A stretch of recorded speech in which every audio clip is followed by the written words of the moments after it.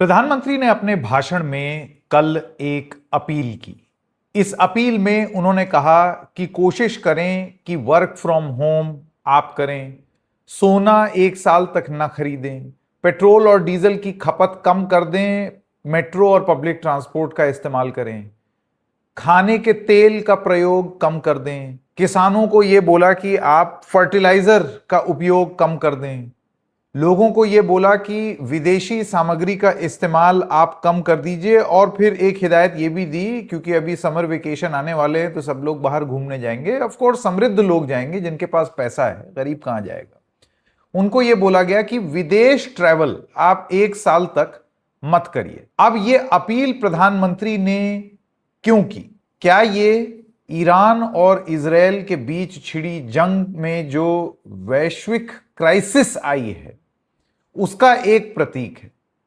Number 2, क्या ये एक पेट्रोल और डीजल के बढ़ते हुए दाम के लिए जनता को तैयार करने की एक रणनीति है कि पहले से ही अब ये माहौल बनाना शुरू करो? आप याद कीजिए, इस कार्यक्रम में हमने आपको कितनी बार बताया था कि चुनाव खत्म होंगे नहीं कि कुछ बातें होंगी इस बारे में। बिल्कुल वही चीज होने लगी है। चुनाव तक ये सब कुछ नहीं हो रहा था। और तीसरी और सबसे महत्वपूर्ण बात, और ये पूरी समक्ष नेता नगरी के लिए, आप राजा जी बैंगन खाएं, औरों को उपदेश सुनाएं। तो ये प्रधानमंत्री की अपील है।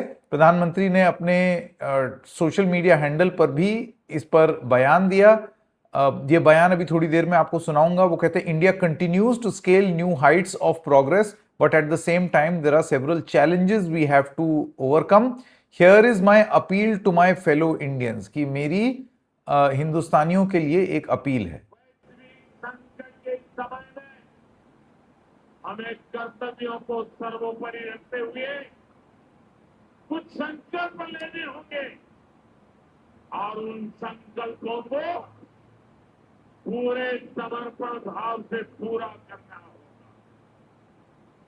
जैसे एक बड़ा संकल्प है पेट्रोल डीजल का संयम से इस्तेमाल करना।